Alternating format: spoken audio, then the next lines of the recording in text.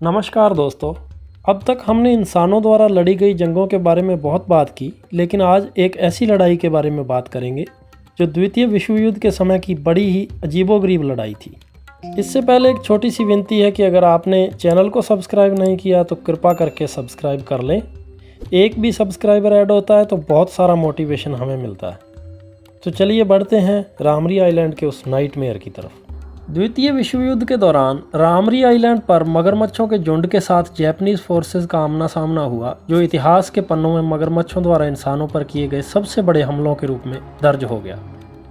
द्वितीय विश्व युद्ध में जापान से बर्मा का क्षेत्र वापस लेने के इरादों से ब्रिटिश आर्मी ने 1945 के शुरुआत में रामरी आइलैंड को जापान से रिकैप्चर करने का विचार बनाया।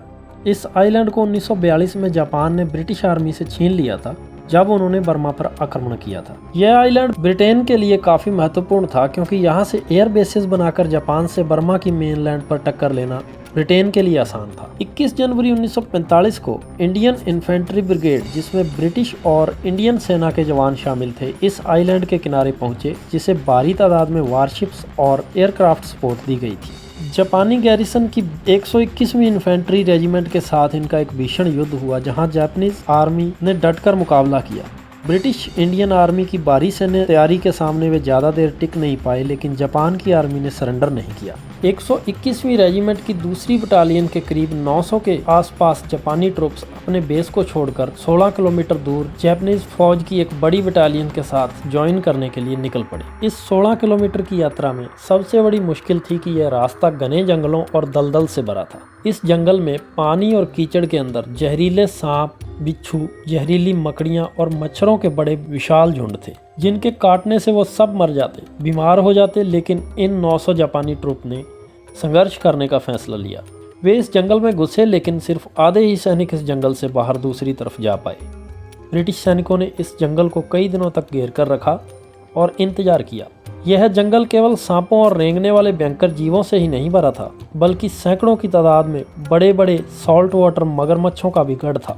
कहते हैं कि यह मगरमच्छ अपनी प्रजाति के सबसे बड़े मगरमच्छ होते हैं, जो 17 से 20 फीट तक लंबे, 400 से 900 किलो वजन तक के होते हैं।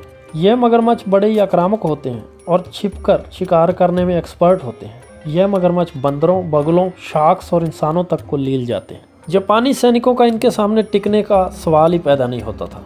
कुछ जापानी फौजी इस जंगल में घुसने के बाद बीमार हो गए और भूख व थकान के मारे लगभग अधमरे हो गए। उनके खून की सुगंध इन मगरमच्छों को भी मिल गई थी। उन मगरमच्छों ने जापानी फौज के इन भूखे, प्यासे व बीमार फौजियों पर कई दिनों तक हमले किए। ब्रिटेन की सेना को रात के वक्त इन जापानी फौजियों द्वारा किए जाने वाले गन फायर और चीखों पुकार सुनाई दे रही थी।